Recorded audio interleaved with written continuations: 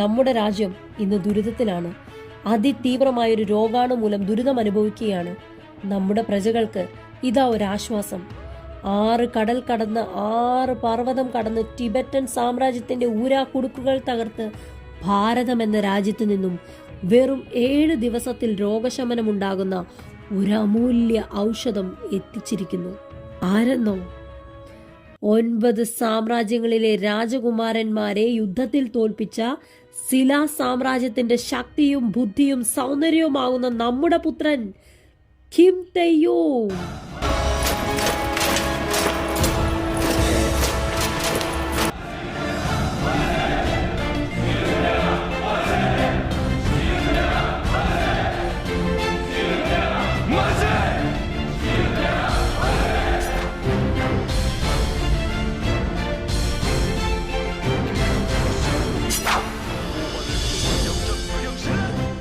വരൂ കുമാര, നന്ദി, ഒരുപാട് നന്ദി.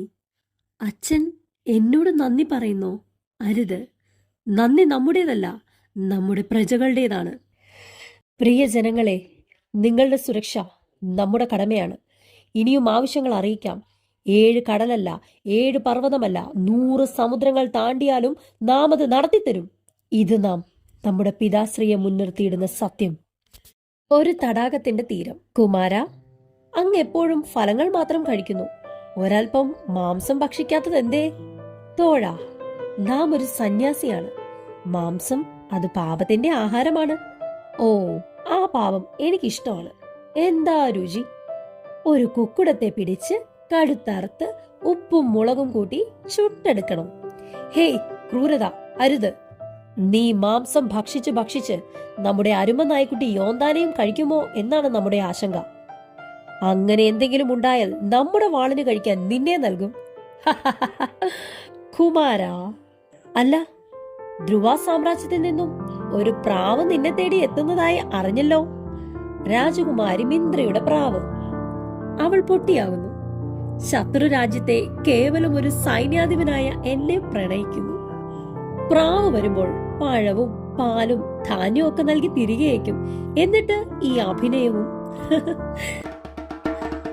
എന്തോ അപകട സൂചനയാണ്. വരൂ കുമാര, നമുക്ക് പോവാം. പിതാശ്രീ, എന്താണ്? ദുഃഖവാർത്ത.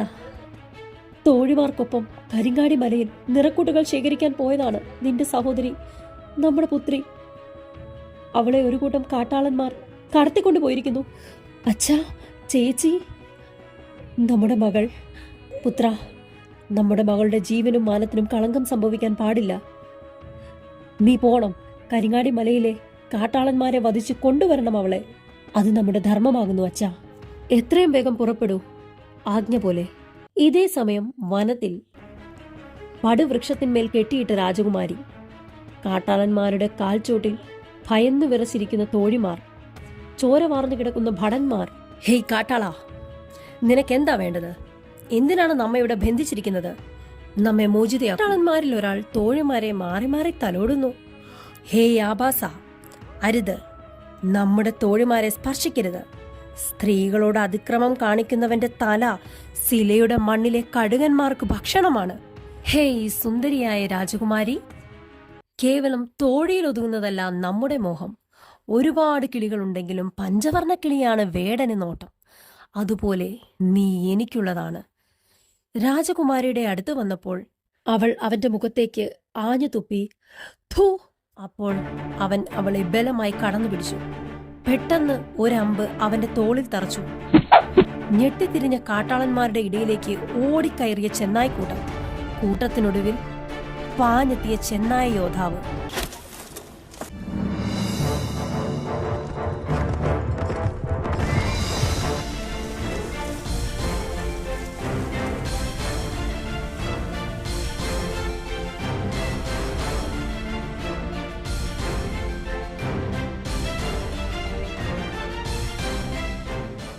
കാട്ടാളന്മാരെ കടിച്ചു കീറി രക്തത്തിൽ പുതിർന്ന വായുമായി നിൽക്കുന്ന ആ ചെന്നായ്ക്കളെ അവൻ തലോടി ശാന്തരാക്കി. കാട്ടാളന്റെ നഖങ്ങൾ കൊണ്ടു മുറിഞ്ഞ രാജകുമാരിയുടെ കൈകളിൽ തൊട്ടടുത്ത് നിന്ന കാട്ടുപച്ചമരുന്ന് പറിച്ച് തേച്ചു കൊടുത്തിട്ട് അവൻ കുമാരിയെ സംരക്ഷിച്ച ശേഷം ഒന്നും ഉരിയാടാതെ തിരികെ മടങ്ങി. ആ, ആരാണവൻ? നമ്മെ എന്തിനവൻ രക്ഷിച്ചു? അവൻ നമ്മുടെ കൈകളിൽ സ്പർശിച്ചപ്പോൾ നമ്മുടെ ഹൃദയം പടപെടാതെ ഇടിച്ചുകൊണ്ടിരുന്നു. കണ്ണുകളിൽ തണുത്ത തെന്നൽ വന്ന് തഴുകി. കണ്ണുകൾ ചിമ്മാൻ തുടങ്ങി. എനിക്കവൻ ആരാണെന്ന് അറിയണം.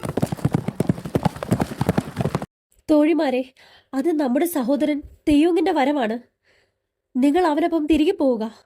നാം ആ ചെന്നായ് യുവാവിനെ കണ്ടെത്താൻ പോകുന്നു. രാജകുമാരി ഒറ്റയ്ക്ക്? ഭയമില്ല. ഈ കൊടും വനത്തിൽ ഭീകര കാട്ടാളന്മാരെ നിഷ്പ്രയാസം കൊന്ന ഇവൻ ഈ വനത്തിന്റെ പുത്രനാകുന്നു. ഇനി ഈ വനത്തിൽ എനിക്കൊന്നും സംഭവിക്കുകയില്ല. ഓ, നമ്മുടെ അനുജനെത്തുന്നു.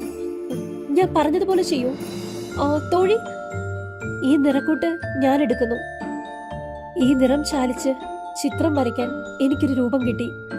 സന്തോഷമായിരിക്കൂ എന്നു പറഞ്ഞ് കുമാരി അങ്ങ് പോയി.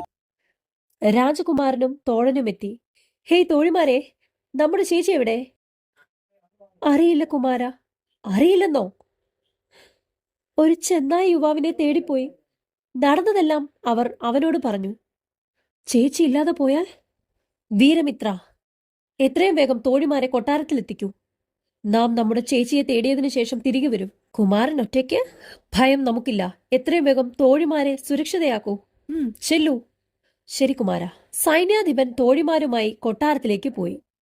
രാജകുമാരനാകട്ടെ തന്റെ സഹോദരിയെ തേടിയിറങ്ങി. കുമാരിയാണെങ്കിൽ ചെന്നായ്ക്കളുടെ കാൽപാദങ്ങൾ പിന്തുടർന്നു പോയി. എത്തിപ്പെട്ടതോ ഒരു പുഴയുടെ തീരത്ത്. അവൾ അവിടെ കണ്ട കാഴ്ച ഞെട്ടിക്കുന്നതായിരുന്നു.